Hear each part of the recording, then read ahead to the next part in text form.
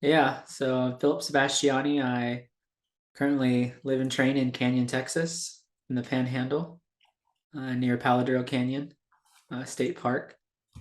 I've been running for about 15 years. I started when I was in high school, and I just progressed. I was able to walk on to a cross country track team, Eastern Oregon University. Took time away from running to, life happening, and then found my way back in 2020 around COVID and decided to focus on ultras because the roads just weren't that fun for me. So here we are in 2023, and I just did my first 100 miler at Old Dominion. Yeah, came in with the bang, came back. Um, so for the listeners, so Philip and I would say we know each other pretty well now. Philip, I met you in it was at the Chupacabra race back in 2020. It was last year, right? 2022. Yeah. Yeah, I Yeah, think it was last year. the Chupacabra 50. And you crushed the 50K and you won.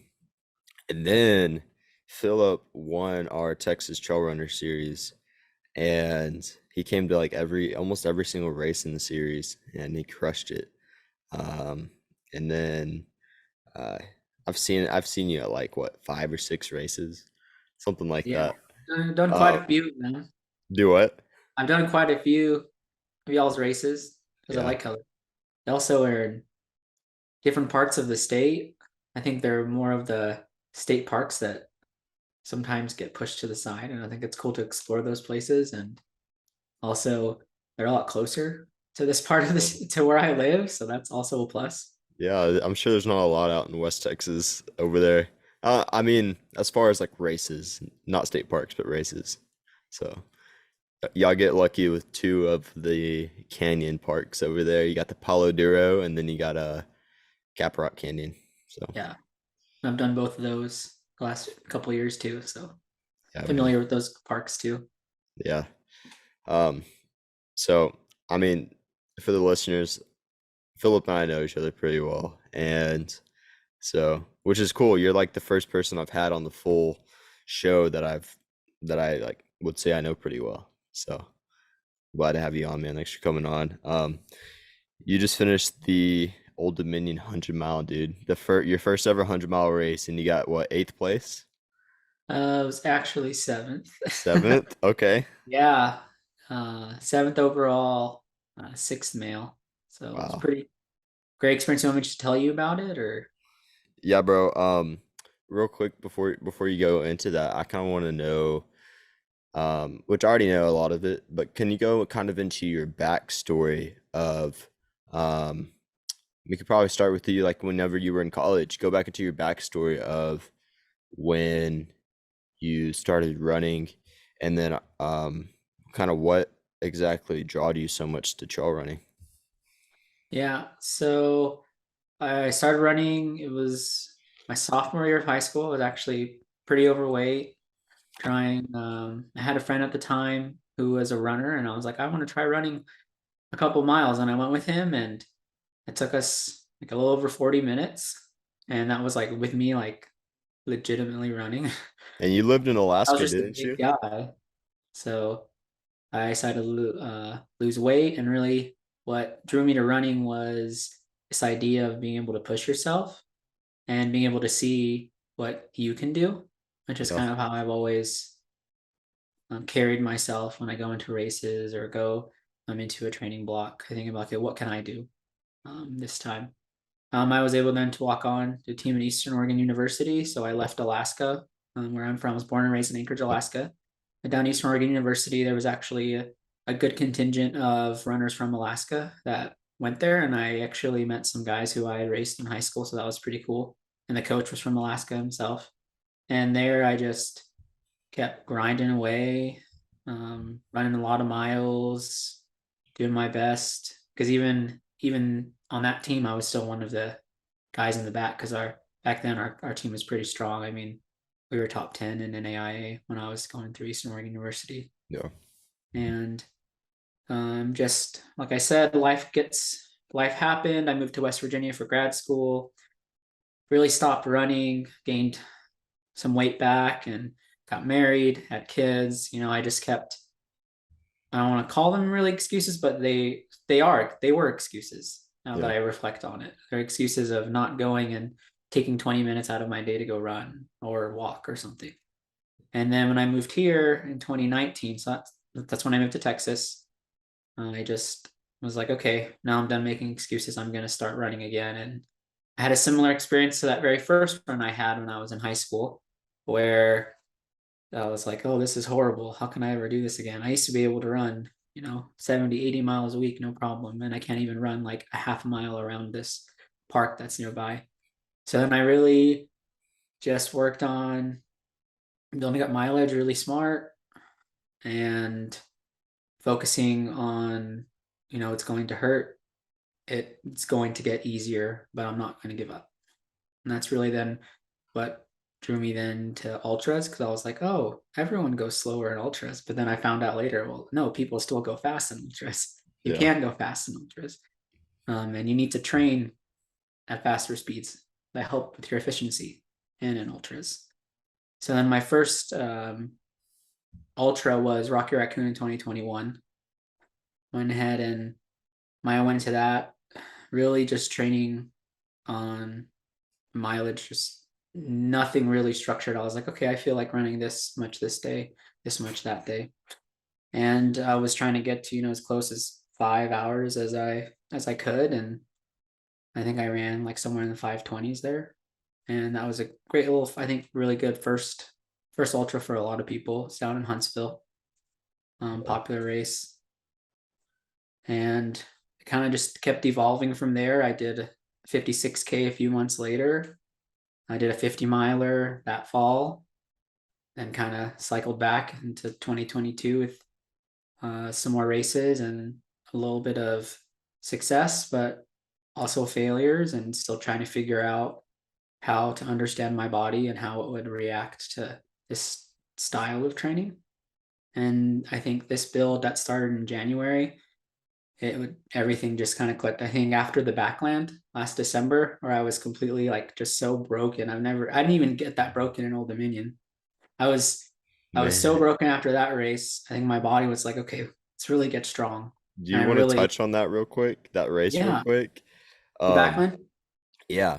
Yeah, let's touch on that a little bit because that, Yeah, so the bro, I felt, brainchild of you and Asher, and yeah, I felt so bad for you, bro, but so happy for you at the same time because you ran the farthest distance you've ever run, and and you didn't get to that 100-mile mark.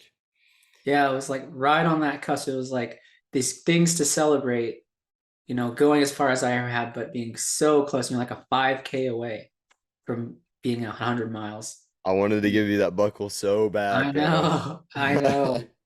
But I learned a lot about myself that day, because I remember seeing, who else was going to be at that race, and I was like, man, we're going to be out there forever. Like these people can go, these people can run, and to kind of know that I could run with some of them, and that ultra running isn't. It's about, who can last, who can still move later in the race, who wants it the most, because whatever happens at mile 10 has no relation to what happens at mile 90. Yeah. And it was a mud fest, man. For the listeners listening, it was a mud fest. Um, and you got to mile 97 and you just couldn't run anymore, right? Yeah, I try. Like I can lift my legs, and also I dealt a lot since like mile 60 with breathing problems.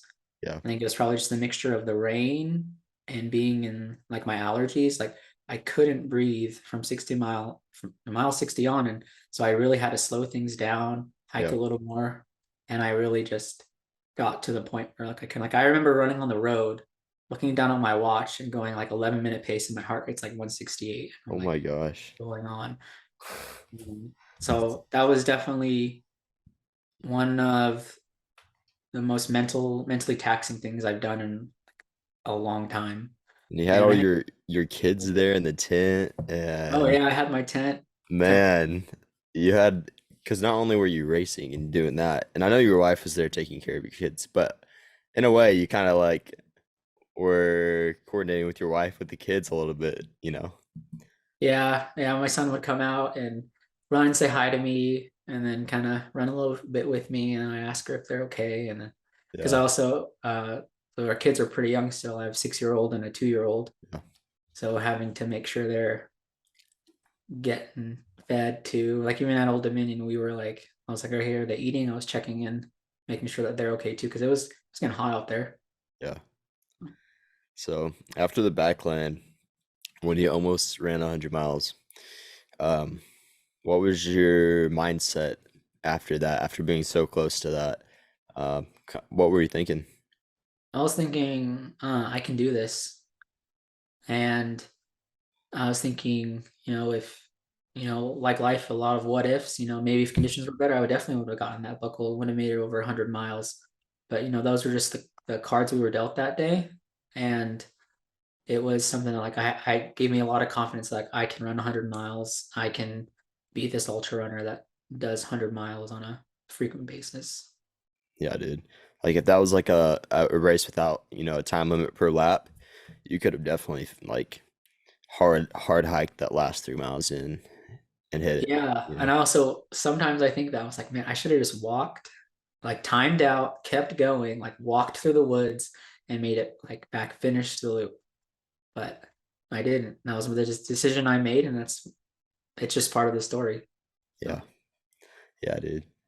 So what made you want to sign up for the Old Dominion 100 miler after this race? yeah, so actually, um, when I was in high school, it was the time Jeff Rose had that awesome comeback at Western States. I think I'm pretty sure I was a senior or junior going into my senior year. So I heard of, and that's kind of when I had this little seed of like 100-mile running like happen, Yeah, planted in my head. I was like, oh, this guy did it. Because it was all over the newspapers in Alaska that someone from Alaska won this high profile race. that's cool. And I chose Old Dominion because it is one of the original 100 milers in the country. And this is actually a misconception, but for a while, Western States wasn't run at a full 100-mile distance. And Old Dominion actually started from the start as a 100-mile race. Wow. They had this it's always been their kind of motto that 100 miles in a day, so 24 hours. So the race itself, if you finish under 24 hours, you get a buckle. The cutoff is 28. So they say you finish in 24:01, you don't get a buckle, but you're recognized as a finisher. So Wow. they always kept that 100 miles one day, Yeah. which I thought was also really cool. Yeah. And there's people who still finish. Like I think for a lot of people, it'd be easy to give up when you know that you've gotten past the 24-hour mark. But this year, there were a lot of people who kept going and got, I think the closest person to 28 is like 27:51. That guy was really pushing to get there in the end. But Yeah. that's part of what drew me to Old Dominion. And I also have this dream of doing the Grand Slam one day, which is Old Dominion. Well, there's 5 races and you have to complete 4 of them. So it's Old Dominion, then Western States, Leadville, Wasatch, and which one did I just looked at Vermont. Vermont's Vermont. also, yeah. So in order, it's Old Dominion, Vermont, Western States.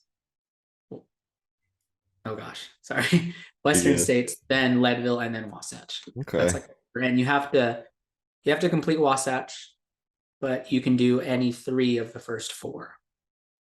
Okay. And I figured, well, I can try with start with Old Dominion because a lot of people, I mean, that's where the series starts, and I just wanted to really see what the course is like because there's not many times I'm going to be in that part of the country. Yeah. That's sweet, man. Yeah, that's really unique as far as the history of that race.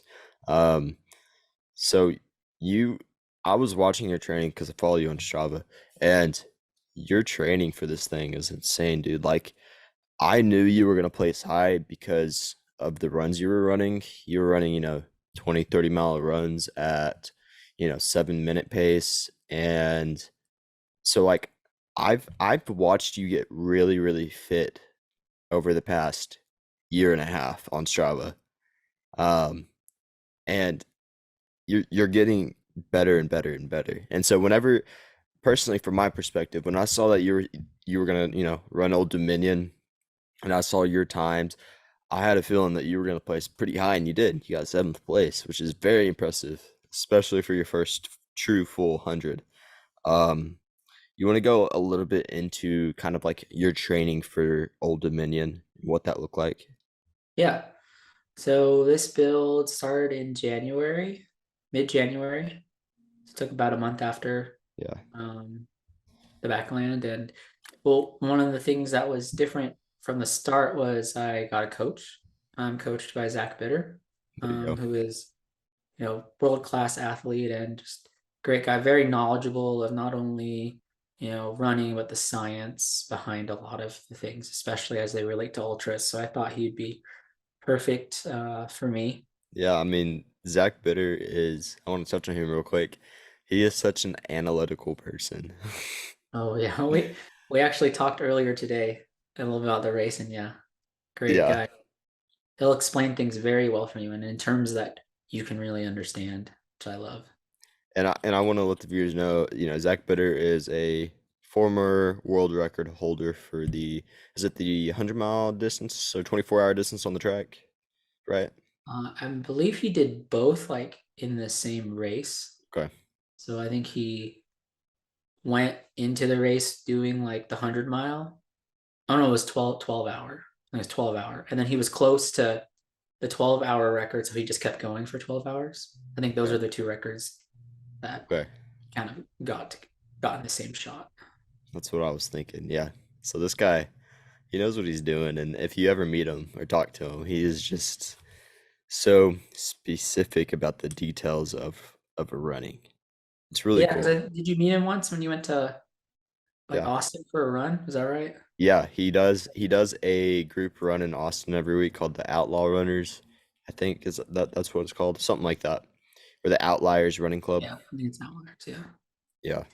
And it's just like a loop around the lake, and I got to meet him whenever I was driving down there for a running event in San Antonio. I stopped in Austin, and I got there like an hour early, and he just so happened to be there with this one other guy. So I got to run with him and this other guy for like a 6 mile loop or something, and then we came back and ran with the club for another 6 mile loop. So it was pretty cool. Just getting to meet him and talk to him in person, because we've talked to him on the podcast before, but that was the first time I got to like talk to him in Mhm. person.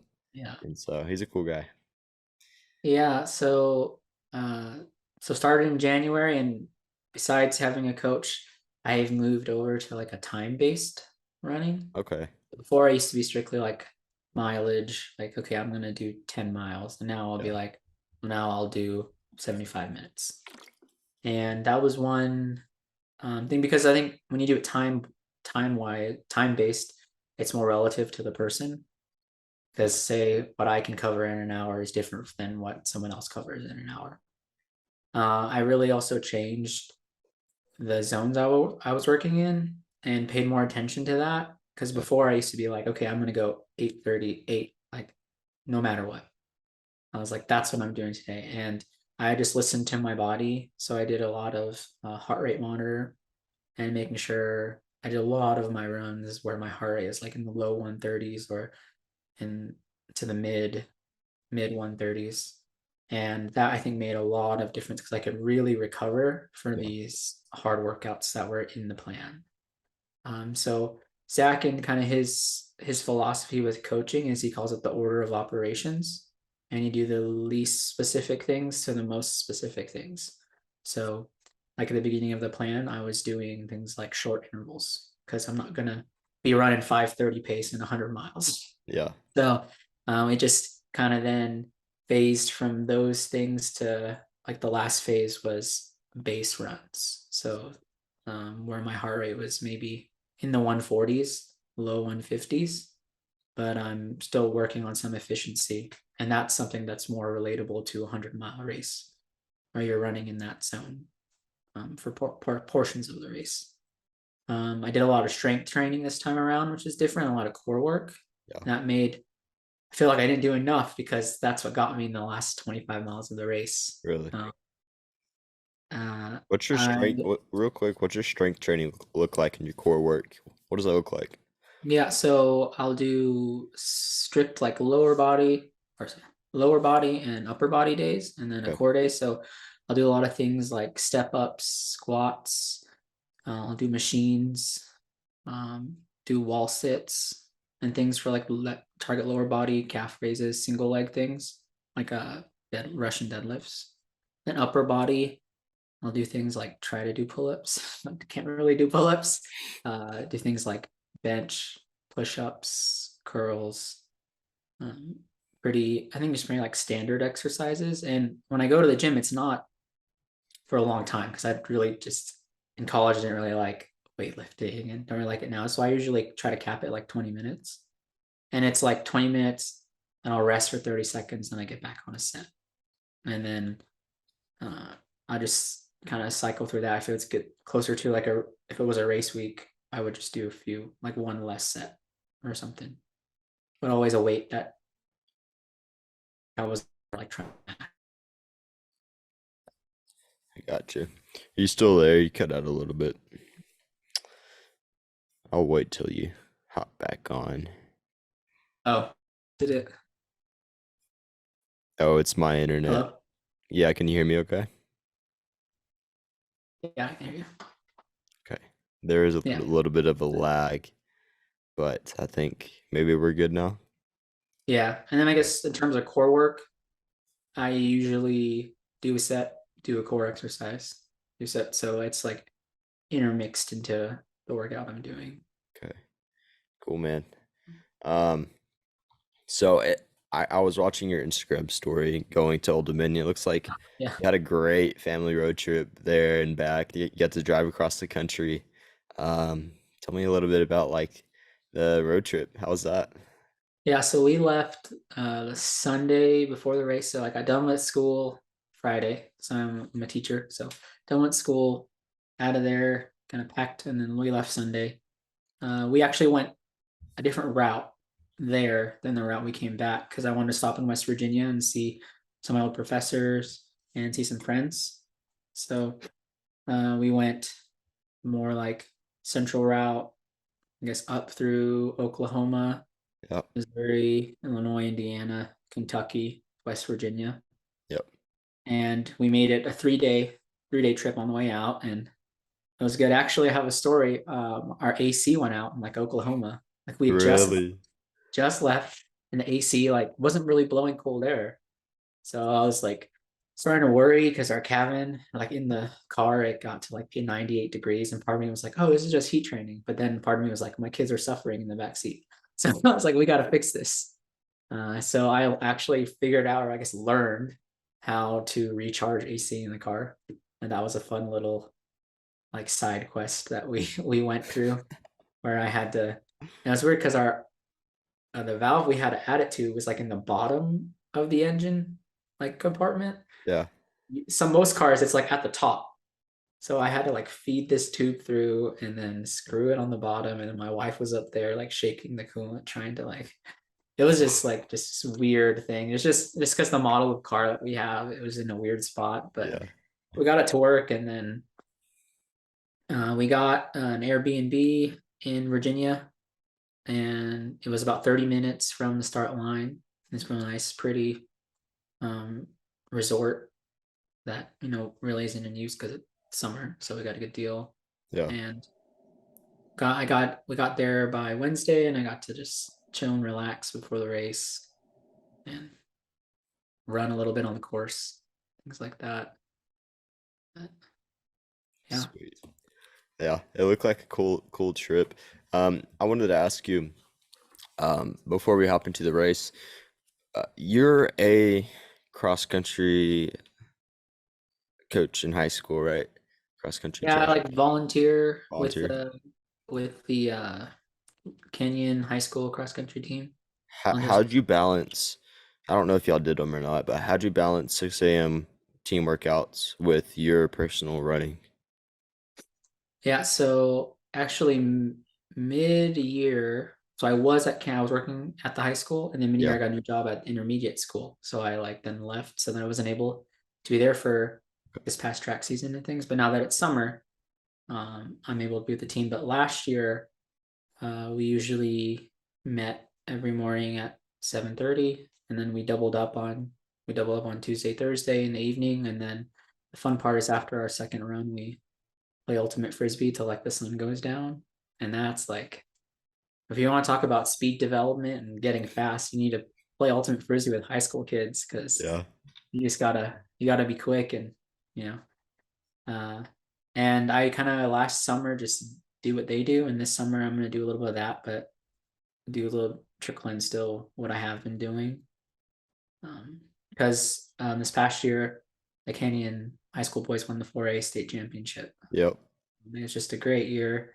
It's the head coach is Wes Curtin. He's just this knowledgeable guy. He's been doing it for over over 20 years, maybe close to 25, and it's cool to really see him get and how he coaches and kind of learn from him, which is kind of how part of this came about because I'd like to coach in high school at some point, and he just is very knowledgeable and has so much experience with high school athletes that it's really cool to learn from him. That is really cool, man. Yeah, I was the reason I asked is because I was so curious because I think I was talking to another guy and I was like, I don't know how he gets all his mileage in and does his like coaching thing. Um, but that makes a lot more sense. But back Yeah, to because the I'm not really any kind of an official capacity. I'm kind of just there when I can be, and I get yeah, to know the kids, and because it's volunteer, and I get to know the kids, and they all think I'm cool because I'm this young guy coming and running with them, and it's just great to that see is them cool, man. progress on their own running journeys. Yeah, yeah. Well, that's really cool, man. And I think I don't know. I think a lot of people who are passionate about running have a dream of being a running coach, but there's that dilemma of like, oh, is it going to interfere with our training? You know? So Yeah, if it does happen, goes that way, then I have a few years of this really being able to put in 15 hours a week, because when you're a head coach, there's a lot of hours you have to put in, which yeah, aren't on the clock, especially if you're hosting a race and things like that. Like you're talking late nights. absolutely, And yeah, in the future, we'll see. I don't know how where any of this goes is going to go, so yeah, for sure, man. Um, but to steer it back to Old Dominion, since that's what this podcast is about, and we're finally talking about it. 30 minutes in. Um, so what was the experience like as at Old Dominion? Let's start with like maybe like the day before or the morning of. What was that like between the day before, the night, and the morning of? okay. um so I guess really I'll start on Thursday, so 2 days before. Thursday, I was able to go down to the course and run the first 3 miles of the course and really see how what it would look like, because it starts at the Shenandoah County Fairgrounds and we go around their like road track, and then Yeah, you go out into the course, and then when you come back you have to go around the track again. So just kind of seeing what that would look like in the day to have an idea of what it would look like at night, because the race starts at 4 a.m. And Friday, so I did that Thursday, and Friday we just hung out, uh, ate, relaxed with the kids, just watch TV and organize all of the race stuff for Saturday. Making sure everything was set nutrition wise, and then I had to make sure my wife understood what was this and that. We also did drive on Friday to some of the aid stations, so she would know kind of where to go. yeah. Um, and let's see. Then Saturday, woke up at 2 a.m. and Wow. I was like, okay, gonna try to eat something. I actually slept, I don't know, okay. I mean, I only got like 4.5 hours of sleep because I still went to bed like at 8 and then woke up tossing and turning. Yeah. Got up, showered and tried to eat breakfast, and then we headed to the course. And oh man, I'm sorry, I'm forgetting these things. So Friday is a mandatory runner check-in. Yeah. So I can talk about that because they had a presentation about the race and everything. Sorry, I totally forgot about that. Um, so when Friday got checked in, they weighed me, and just because it's part of the tradition of the race, some, when 100 milers started, they would weigh you before and during and things like that. Why do They they do say that? to, I think, make sure that not losing too much weight during the race. So they have a point to start with. So I weighed in, and then I ended up losing four pounds during the race, like at one point. So it was Not just, bad. if you lose a little too much of your body percentage, then it can be very drastic to like your health, and they'll might have you sit down and try to rehydrate and things. Okay. But typically this race is known as being on the first hot and humid Saturday of June, but we lucked out where that was actually Friday. Like Friday, it was like 92. Wow. It was so humid. There was like, over 200 people in this little kind of warehouse where we met. And it was just so hot during this whole race meeting that we were at. And then the next day it was only like 80, which was was really nice compared to into the 90s and humid. Yeah. So race meeting just went over like the history of the course and how it started in 1979, and one of the original founders of the course was there. I believe her name is Pat Bots, how it's pronounced. And she just went on about because it was her a big milestone because they had the idea in like 1973, so it was like 50 years later for her. And kind of she went over the history of the race. They went over the course, and Old Dominion, I guess, is still very traditionalist. Is there's no live tracking. They do it by hand time. Like when I went to an aid station, they wrote down my time Yeah. and things like that. And I just after that race meeting, we went ahead and try to get home, eat dinner, and sleep. But also this whole week, I was just hungry, like super hungry. Like driving up, and everything, I was just so hungry. I feel like my appetite could just never be satisfied. And so again, trying to go to sleep. The next morning, waking up early, getting there by 3:15, get everything situated, bibs, and get my vest ready, all the bottles filled, all that, typical Yeah. things. And the funny thing about the start, so traditionally, there's a clock at the start. They count down. So there's no clock. There's the guy running the time has done it since the first race, and he has his own like system and things, right? Yeah. And literally 4 a.m. the gun just goes off, and we're like, what? And then so we start running. Like there's no countdown, no 5, 4, 3, 2, 1, nothing. So I was like, okay. So we start running, make our way into the track and go. And I was just kind of, in a way, it was kind of like, oh, okay, now it's time to go, instead of being like, oh, like building up all this tension. Like in that regard, I liked it, but also I was like, I have no idea what's going on. So Yeah. we start running around the track, and people were flying. So the first 6 miles of the race is essentially on a road. You make your way Yeah. up the first mountain. You run through the town of Woodstock up into the mountain. And I was going probably low 9 minute pace, mid 9 minute pace, and still people were like, I was like, had to be in 30th place. People were just moving, and I was like, okay, I'll see you later, Yeah. kind of thing. And that's how it works out most of the time. And just made my way up, and it was this steep gravel switchback road, and I just ran hike and caught up to people here and there, and made a way to the first stop. And then after that, you descend in basically the same amount of vert that you just climbed, but you're descending now on the backside of the mountain to the first road. And from there, I was just doing my best to run what was easy, like Yeah. what felt really easy, monitoring my heart rate, making sure it stayed within the right zone. And I was able then by mile 20, I made a buddy, and we were working together for a bit. And actually, I'll tell him a little bit, but he actually ran up on me later in the race, and it was kind of cool to see another face again. Yeah. But little by little, I just made my way through the course. one thing that was also interesting about the race is that there are a lot of aid stations. There had to be at least 24. I think that's what was on the list. Wow. How many So miles is that it's like pretty between? like pretty close in between aid stations. Like I ran in the vest with 2 bottles, but I easily could have ran with maybe 1 bottle. And then Uh, when it got hot too, like I could have done. So if I do this race again, that's probably something I would do is use bottles instead of a vest.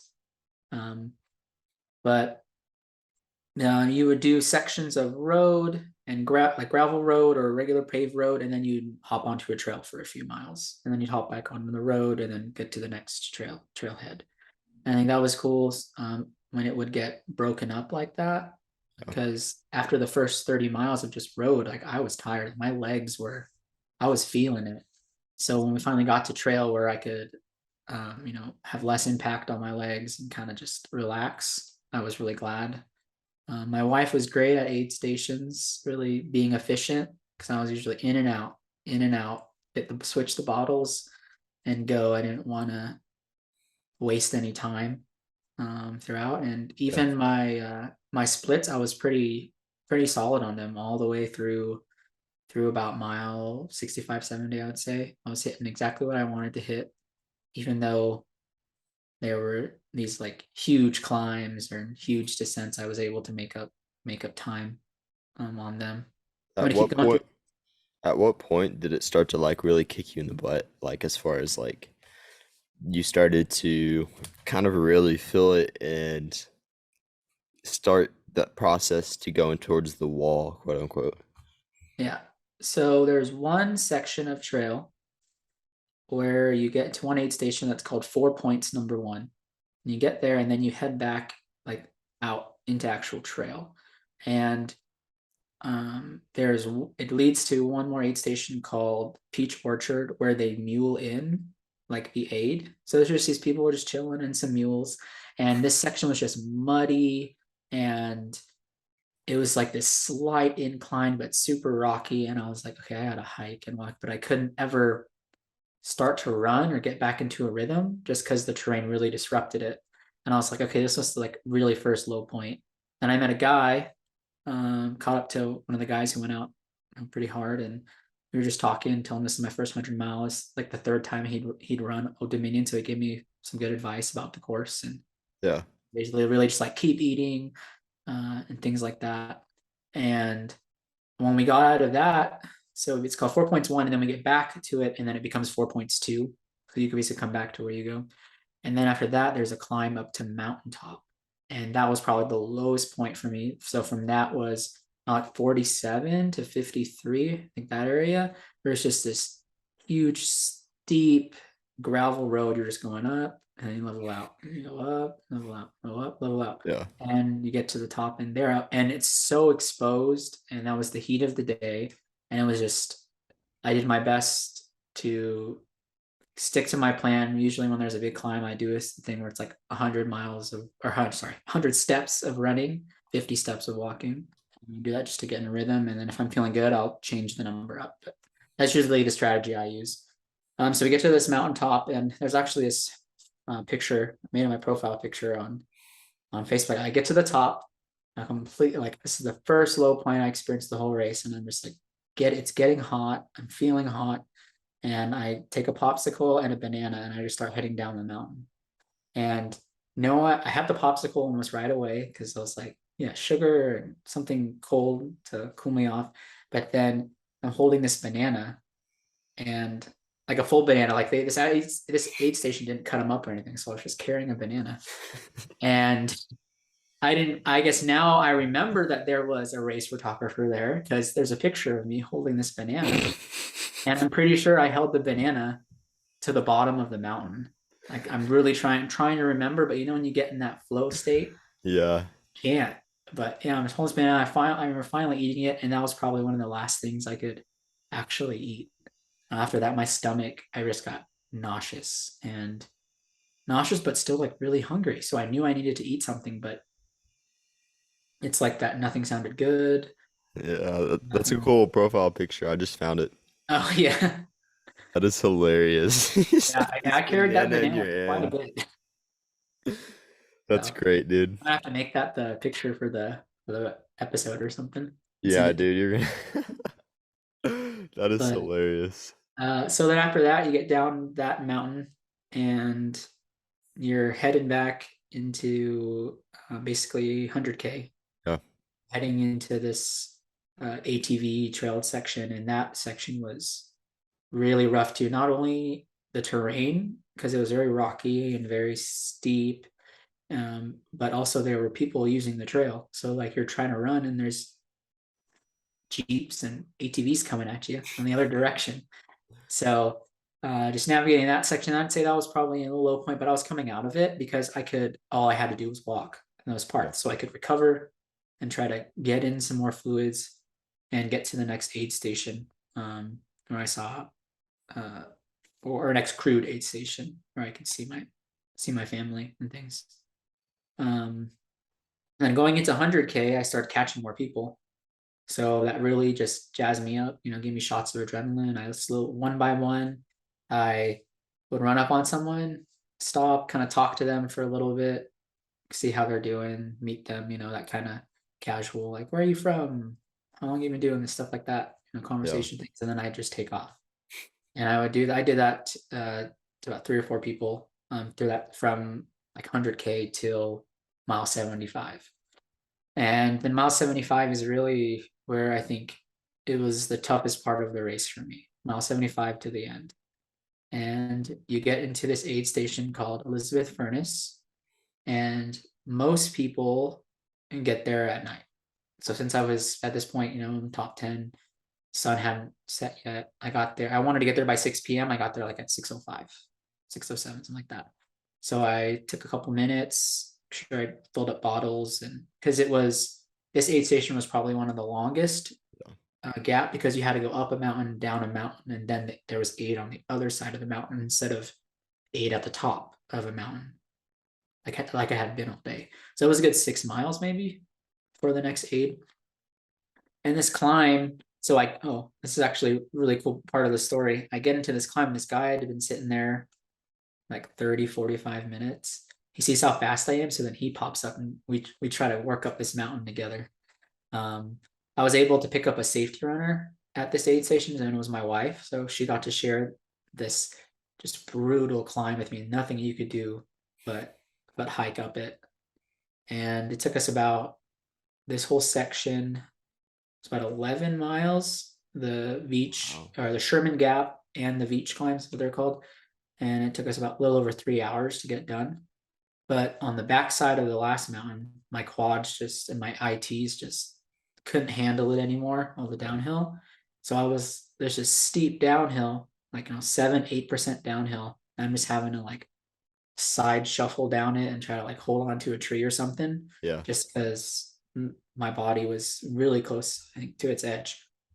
Um, and then this is where my friend Michael, that's his name, comes back in. The guy I was running with up through mile 20 comes back in at like mile, it's like 83, 84, something like that. And he runs up and he's like, "Hey, how's it going?"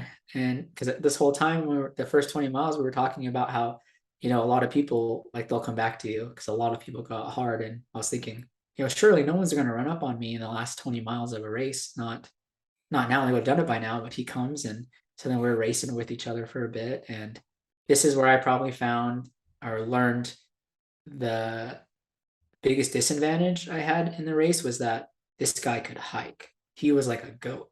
Like Mm. he was going this technical steep terrain. He was hiking really fast up, and I just looked like it just made me look like I was standing still. Like when he passed me, because I hustled to get into the next aid station and left early so I could get a gap.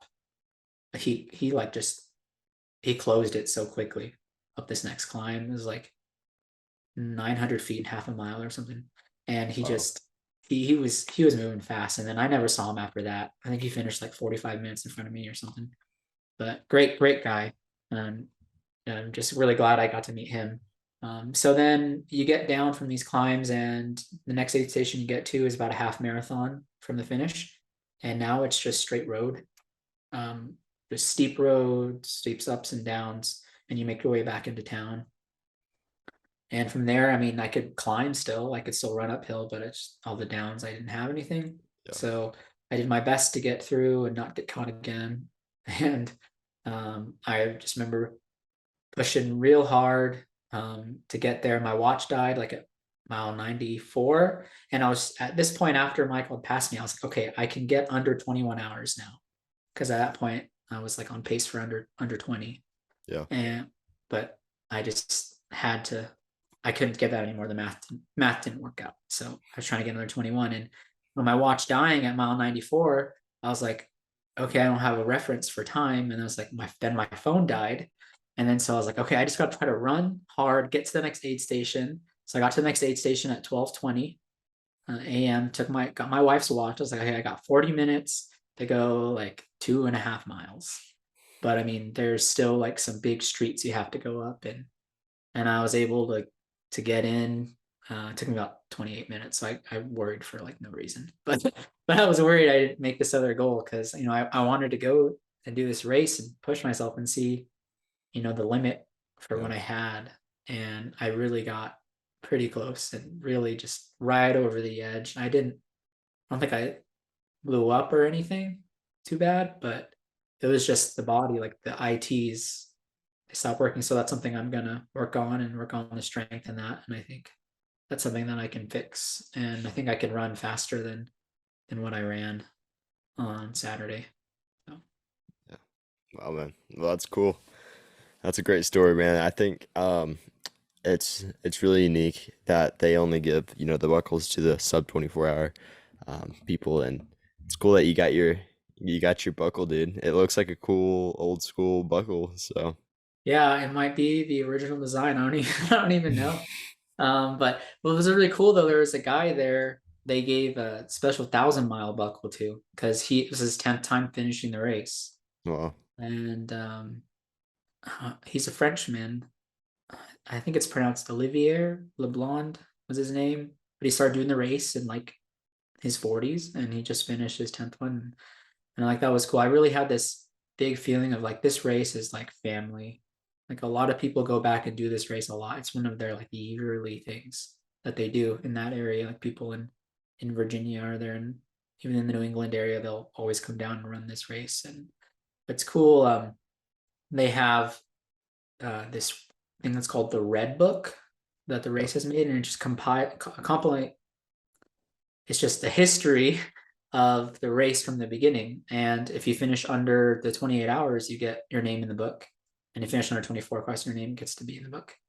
So they show like a specific person and how many times they finish and like the time they ran that for that year and things. And I think that kind of just more traditional kind of grassroots style of like historian kind of style. I think that's really unique to this race. yeah. I like their old school style to it. It's super neat, man. Yeah, one guy asked if they'll ever do like a live track system, and then the race director just laughed. Apparently, like like mats and things. I think Yeah, I think and I think for probably the foreseeable future, they're gonna stick to their roots. Now the next generation of like the original people, like their kids are now involved, and I think it's just going to continue the tradition that they started those years ago. It's it's pretty super cool. cool, man. Well, cool experience, cool race. You finished, and then you got your buckle, and then you drove all the way back to Canyon. Yeah, I got as much sleep as I could here and there. um I mean, it's been a few days, so I'm still on the recovery side of things for sure, trying to figure out what I want to do next. I know I thought I had this idea going into Old Dominion, like, oh, I want to do this, but after it, like things changed. Have changed what I want to do for the rest of the year. I know I'm going to do another long race of some sort to finish the year out, but I just don't know what style it will be. Like, will it be just another 100, like on trails? Will it be another, like a last man? Will The it be back, a the track? Backland Revenge. Yeah, we'll have to see about that. That may be possible. I'm not entirely sure. I You might don't need know to if you wait want to another run around year that to loop like again. get the PTSD out of my system or something. But That's what I yeah, hear. definitely. planning to take the next couple weeks to just reflect and see how the body's doing, and then I'll hop into something. I Yeah, just really, really don't know. I mean, short term, I know I'm thinking I might get some buddies up here and we'll do a habanero team this year down sweet. there. So I think it's a 5-person team. So got some buddies and we'll go down and just kind of run in the super heat and have fun right before the school year starts. I know I'm going to do the 50 miler in Palo Duro Canyon for sure, and that's in October. Yeah, And those are really the two that I know for sure. But yeah, it's cool, man. We I don't know. We got the West Texas Ultra going in April next year, so okay, let's move it down. it'll be at the Trailway. Okay, Yeah, so at uh, the in Cap Rock or yeah, a yeah. different one. So it'll be near Okay. you. It'll be kind of close to you. Yeah. What distances are you guys gonna? I think it's a 60-mile trail point to point. Yeah. So I'm really considering doing a point to point 100K and then having a shovel run. I think that would be so cool. So Yeah. we'll see. And you said what? When is that again? That'll be in April. April. Yeah. Okay. Work. Yeah, because I'm trying to put something together where I could do some early races like January, February, March. So if I do something big in November, it's possible. December, it's kind of pushing it. Yeah.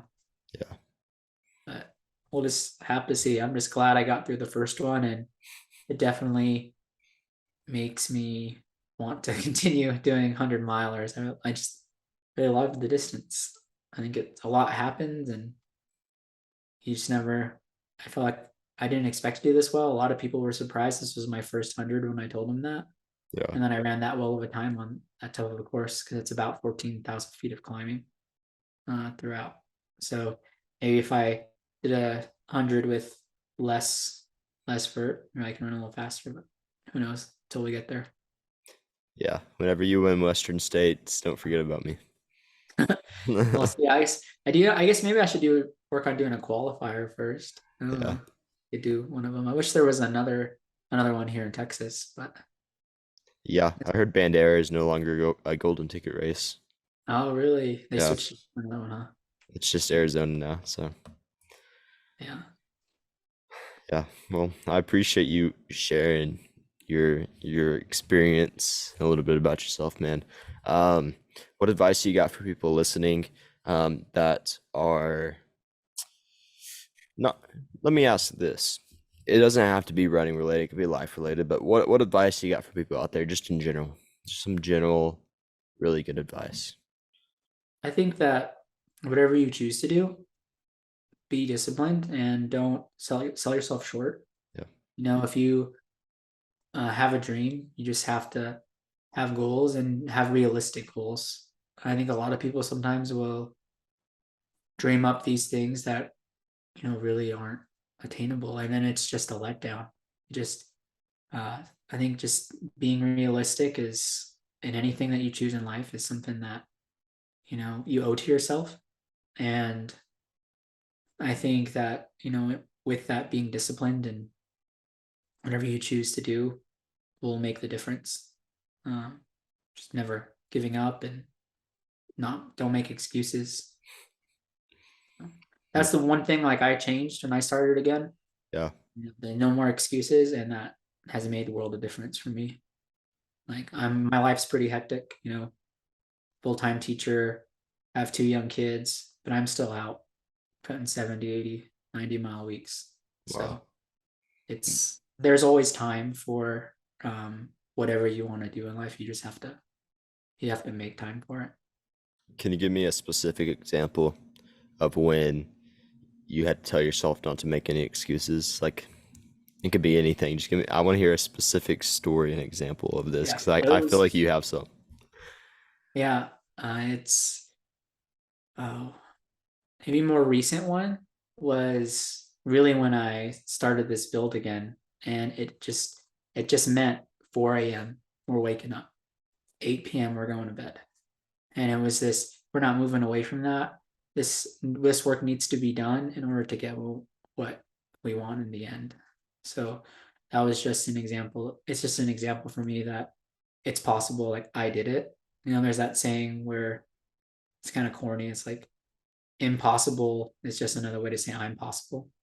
So Yeah. um, I just I just kept going with it and kept rolling with it and just knowing that you know my life, like this might suck, I might retire like this, but there's people who are in way worse circumstances than I'm in.